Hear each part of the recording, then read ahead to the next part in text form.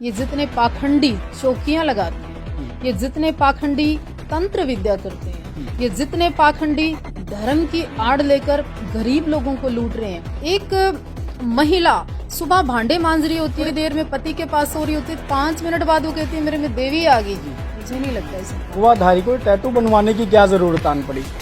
देखिए, पता फैशन की दुनिया में उतरना है। मैं अपने ढंग से जीती हूँ और उससे मुझे आप या कोई और नहीं रोक सकता। क्योंकि सही को सही और गलत को गलत कहने की हिम्मत आजकल बहुत कम लोगों में है।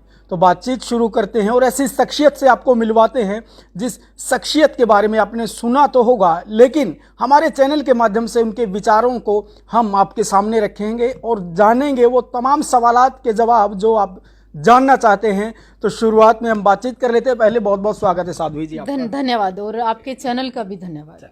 साध्वी जी, हम वार्तालाप करने पहुंचे हैं तमाम मुद्दों को लेकर, जो मुद्दे सामाजिक हैं, राजनीतिक हैं, धार्मिक हैं।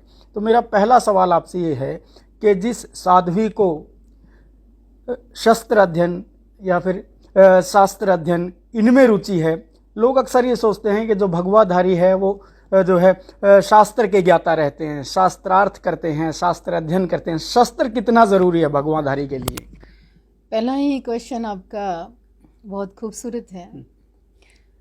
आपने हमारे जितने भी हिंदू धर्म के देवी देवता देखे होंगे, आप देवी से लेके या किसी भी भगवान जी को आप देखे होंगे, सुरक्षा हेतु चाहे महाराणा प्रताप जी की भी अगर बात करें महापुरुषों में, तो उन्होंने भी 2-2 म्यान में तलवारें रखी। एक तलवार इसलिए रखते थे कि निहत्थे से लड़ना नहीं, ये मेरा धर्म कहता है कि अगर उसके पास तलवार नहीं है तो वो अपनी तलवार देते थे और कहते आ लड़। तो हम उस कुल के हैं और उस कुल की जो मर्यादा कहती है, हम उस परंपरा पर चल रहे हैं। तो अगर बात करें, बात आपने धर्म की है, तो क्या एक सन्यासी को धर्म की बजाय इंसानियत की बात नहीं करनी चाहिए? क्योंकि अगर बात करें, एक कवि ने कहा है कि बांट दिया इस धरती को, क्या चांद सितारों का होगा, और नदियों के कुछ नाम रखें, बहती धारों का क्या होगा। आबे जमजम भी पानी है, शिव की गंगा भी पानी है, मुल्ला भी पिए पंडित भी पिए, पानी का मजहब क्या होगा। तो क्या हमें इंसानियत की बात नहीं करनी चाहिए? बिल्कुल करनी चाहिए। किसने रोका आपको और मुझे? किसी ने नहीं रोका जी। हालात, सिचुएशन, परिस्थितियां, समय और धर्म की जहां हानि हो रही हो और उस समय अगर आप धर्म की बात नहीं करते तो फिर किसकी बात करेंगे आप? जब धर्म कहता है, भगवान श्री कृष्ण कहते हैं, जब आपके सामने कोई लड़ने आ गया और आपने अगर युद्ध नहीं किया, जो लड़ने आ गया वो आपका विरोधी है, दुश्मन है, आप लड़िए ना। समय पर बोलते हैं हम तो। इसके बाद तो इंसानियत की बात करते हैं ना, हमेशा करते रहेंगे। चलो ठीक है। तो भगवान कृष्ण का आपने जिक्र किया है, तो उन्होंने भी तो इस नश्वर शरीर, जातिवादी सबसे ऊपर उठ करके आत्मज्ञान के बारे में कहा है। उन्होंने कहा है कि न तद्भास्ते न सूर्यो संशाव को न पावका यद्वगत्वा न निवर्तन्ते तद्धाम परमम, कि इस धरती से ऊपर जो उनका परम धाम है, जहाँ सूरज भी नहीं है, चांद भी नहीं है, लेकिन वो इतना प्रकाशमान है कि हजारों सूरज भी उसका मुकाबला नहीं कर सकते। उस परम धाम के बारे में जानने की जो है मनुष्य को होनी चाहिए लालसा, क्योंकि उसके बारे में यही बताया गया कि जो परम धाम है उसके बारे में जाने। तो इसके बारे में क्या कुछ कहना है? क्योंकि जातिवादी धर्म ये तो शरीर के साथ है, शरीर से ऊपर जब हम आत्मा के बारे में जानते हैं तो विषय कुछ और है। ये जो आपने ये लंबा चौड़ा श्लोक बोला है ना, हाँ जी। मैं आज के युग की साध्वी हूँ और यहाँ पर मैं रहती हूँ। आपका पूरा नाम क्या है? संदीप बागड़ी। संदीप बागड़ी जी। कुछ लोगों को ये श्लोक, स्लोगन, धर्म, शास्त्र, अर्थ, इन चीजों की फुर्सत नहीं है। यहाँ लोग करते हैं जातिवाद, यहाँ करते हैं लोग धर्मवाद, यहाँ लोग करते हैं परिवारवाद। मैं तीनों से ऊपर उठकर बात जब मैं करती हूँ ना, तो लोगों को चुभती है, और वो चुभे उस बात का मेरे पे कोई असर नहीं, कोई फर्क नहीं। ये मेरा सौभाग्य है, स्वाभिमान है कि मैंने क्षत्रिय कुल में जन्म लिया। तो इसका मतलब ये थोड़ी है मैं आपकी जात पूछकर बात करूं। तो ये कहाँ लिखा हुआ है? जी जी जी।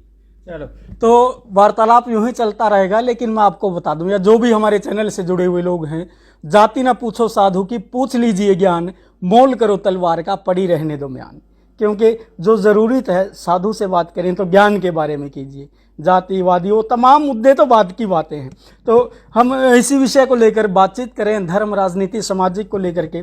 तो साध्वी जी, साधुओं का, भगवाधारियों का राजनीति में आने को कैसे देखते हैं आप? देखिए, मैं अपनी बात तो नहीं करती हूँ। माननीय योगी आदित्यनाथ हमारे मुख्यमंत्री यूपी प्रदेश के हैं, मैं उनकी बात करती हूँ, या उसके अलावा और भी हमारी कई साध्वी जो बहन है वो राजनीति में आई।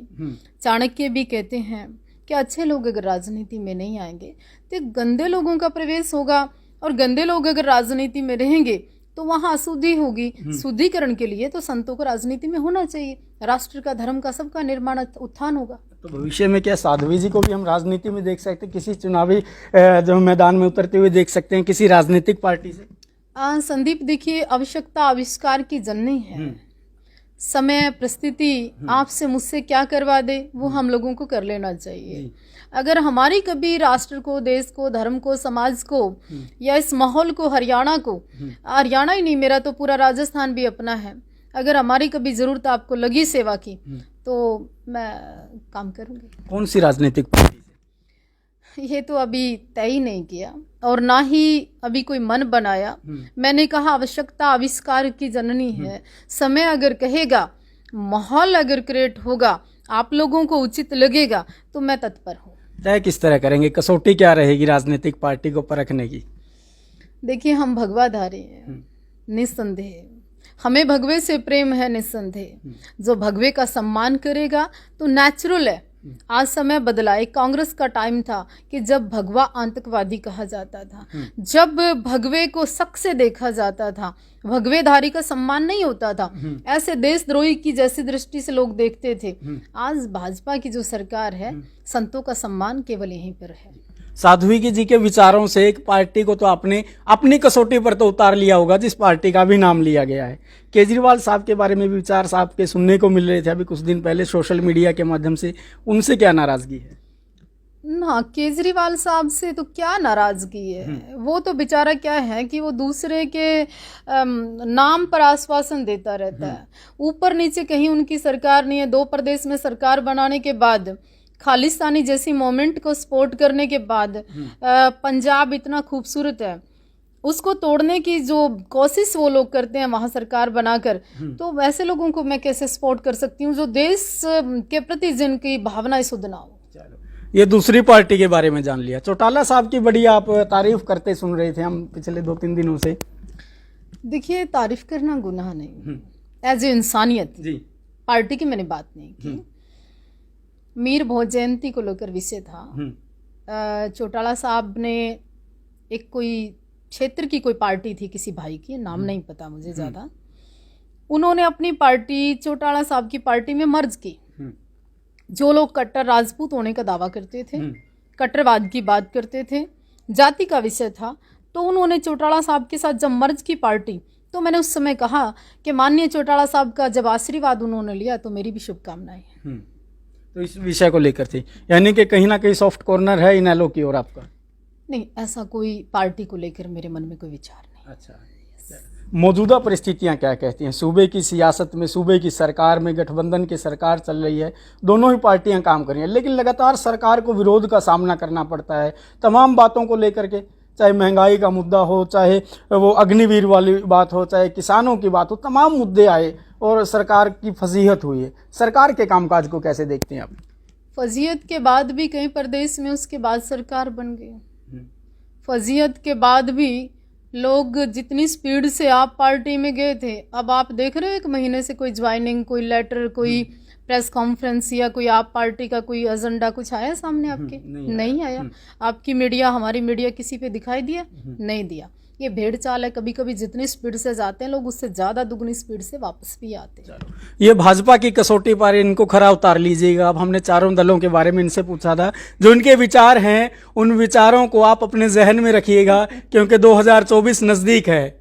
तो उसी बारे में हम वार्तालाप कर रहे थे। अगर राजनीति की बात करें साध्वी जी, तो राजनीति को साफ किस तरह करेंगे? आपने कहा कि जहाँ शुद्धि नहीं है उसको शुद्धिकरण के लिए साधुओं का आना ज़रूरी है, तो साफ किस तरह से करेंगे? ये जो पूरा का पूरा तंत्र बिगड़ा हुआ है, इसको आप अकेले साफ कर पाएंगे? मैं अकेली कहूँ, आप मेरे साथ है ना। ये आपकी मीडिया जो इतनी बड़ी ताकत है, ये मेरे साथ है ना। ये आप जैसे तमाम वो युवा हमारे साथ है ना। और साफ करने के लिए मैं मानती हूँ कि दलदल को अगर साफ करना है, दलदल में उतरना भी पड़ता है, लेकिन जरूरी ये भी नहीं है कि राजनीतिक किसी पद पे होंगे तभी साफ कर पाएंगे। जब साफ करने की सोच लो तो गंदगी कहीं से भी साफ की जा सकती है। डर नहीं लगता आपको? इस तरह के क्रांतिकारी विचार आप सोशल मीडिया पर रखते हैं, मैंने सुना है कई बार आपको धमकियां भी मिल चुकी हैं, डर नहीं लगता मौत का? जिन लोगों को डर लगा, जो कमरे के अंदर बैठे रहे, जो छुप कर कई लोग के अंदर रहे, जो सिक्योरिटी मेरे मरे नहीं क्या? मरते हैं ना। और कई लोग अटैक से मर जाते हैं, कई दम घुटने से मर जाते हैं, कई लोग चलते चलते रोड पर मर जाते हैं, कई लोग तो वो मर जाते हैं जो कभी कभी इतना डरते हैं कि मुंह पर मनमोहन की तरह पट्टी बांध कर रखते हैं, वो लोग भी मर जाते हैं। तो नथिंग, मैं नहीं मानती इस बात। अच्छा, तो आप शरीर से कोई प्यार नहीं है आपको? क्यों? मैं शरीर से, मैं नश्वर हूँ। मैं शरीर से क्यों प्यार नहीं करूं? जी। ये मेरे माता पिता से नहीं मिला मुझे। मैं इसी धरातल की नहीं हूँ, इसी युग में जी रही हूँ, भौतिक में रहती हूँ। क्यों नहीं करूं? वाई क्यों नहीं करूं? बताइए। भगवान श्री कृष्ण कहते हैं कि आत्मा को जानना चाहिए, शरीर नश्वर है। शरीर के बारे में कहा गया कि आत्मा के बारे में कहा गया कि नैनम शास्त्राणी छेदंती नानम दीति न पावका न चैनम क्लेदन तापो न शोषति मारुता। ज्ञानी पुरुष, आपने सेव करवाई, आपने कटिंग कराई, आपका आई साइड वीक हुआ, स्पेक्स लगाया, आपको नॉलेज है कि आपने बटन कहाँ तक बंद किए, आपको लग रहा है कि मुझे सुंदर कैसे दिखाई दूं, मुझे साध्वी जी के पास जाना है, तो आप रेडी होके आए। ये किसके लिए आए? शरीर के लिए। तो मेरा क्या गुनाह है? जी बताइए ना। जी। भगवान श्री कृष्ण तो और भी बहुत कुछ कहते हैं, आपने, मैंने और इस देश ने वो तो नहीं किया। तो ऊपर उठिए ना, सोचिए ना, प्रैक्टिकल होइए ना। तो मैं प्रैक्टिकल साधु हूँ, मैं ड्रामा नहीं कर सकती। अच्छा, चलो। तो यानी कि ये सवाल मेरा इसलिए था क्योंकि शरीर और आत्मा, इन दो चीज़ों के बारे में धार्मिक ग्रंथों में, हिंदू ग्रंथों में कहा गया है। शरीर का अपना महत्व है, आत्मा का अपना महत्व है। शरीर के बिना आत्मा कुछ नहीं है, देव दुर्लभ बताया गया इस शरीर को।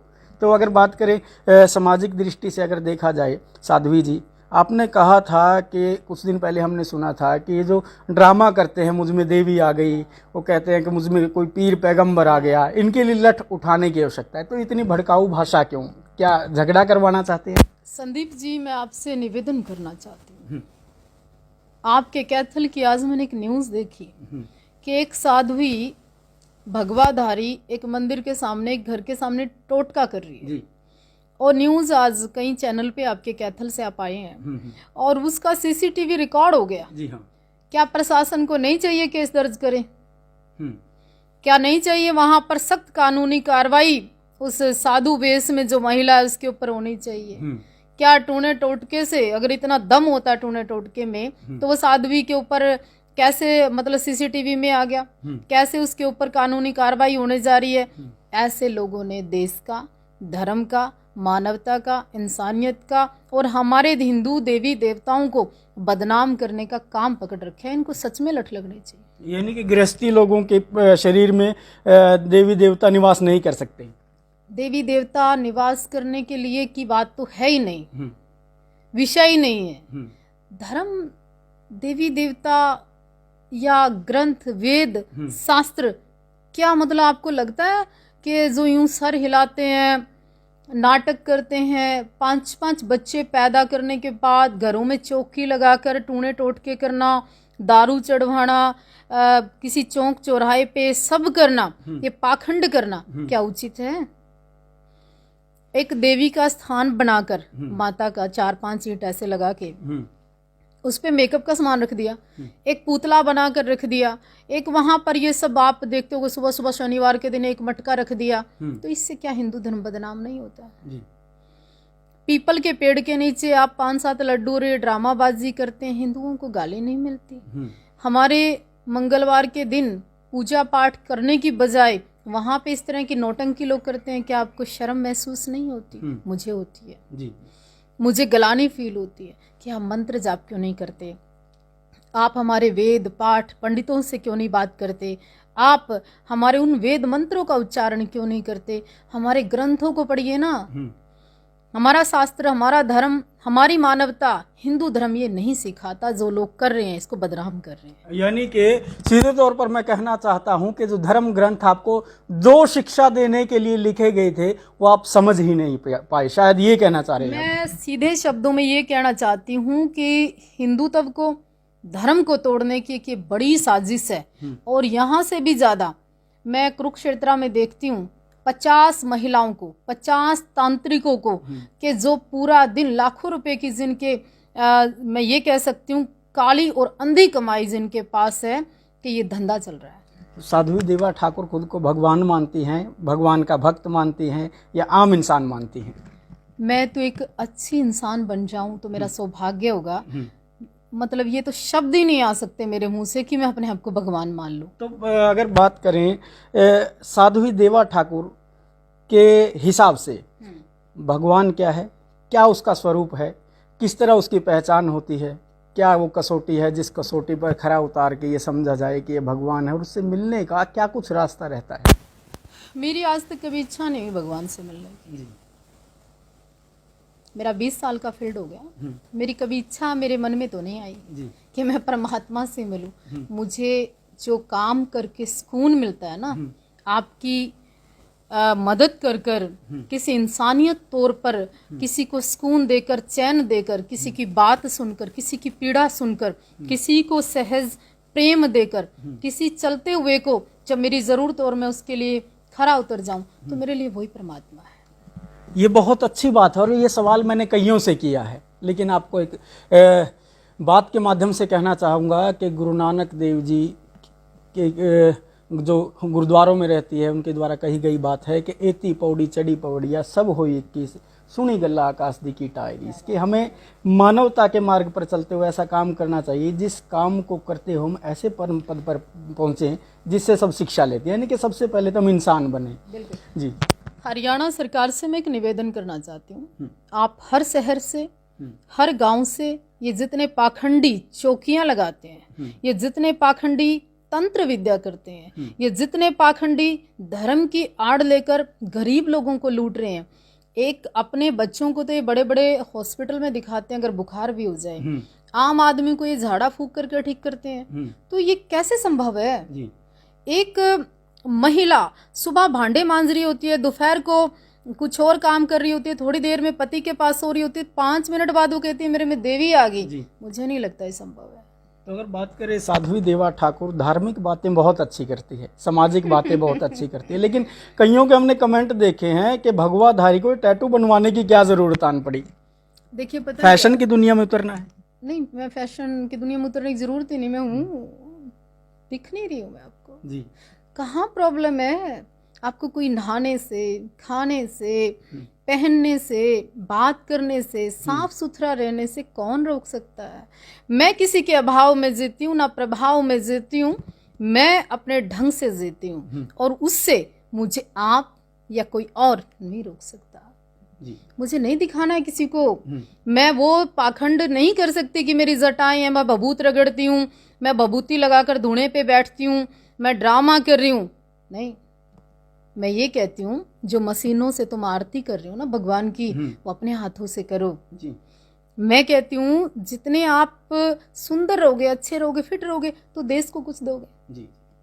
तो चलो, हम बातचीत कर रहे थे उन तमाम विषयों को लेकर जो आपके द्वारा हमें बताए गए थे, यानी कि हमारे दर्शक जो जानना चाहते थे उन विषयों को लेकर बातचीत करने पहुंचे थे।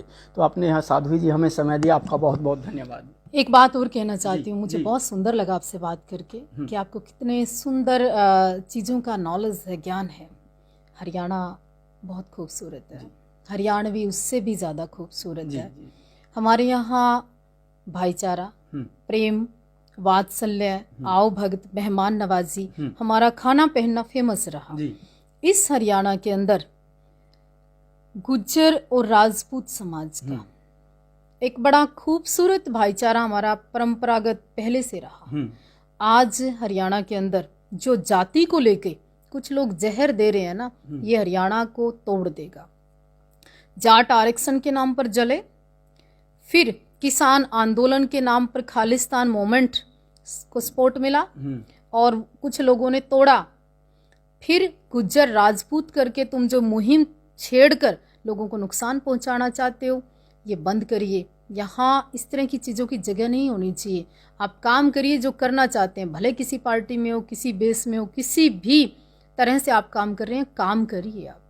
बहुत बहुत शुक्रिया, धन्यवाद। चलो, तो हम उन तमाम मुद्दों को लेकर बातचीत कर रहे थे, मुद्दे जो आपके जहन में थे और जो आपके द्वारा हमें सवाल बताए गए थे। तो इन्हीं बातों को लेकर हम अक्सर लोगों से बातचीत करते हैं, चाहे आम हो या खास जनता हो या आवाम, सभी से हम बातचीत करते हैं।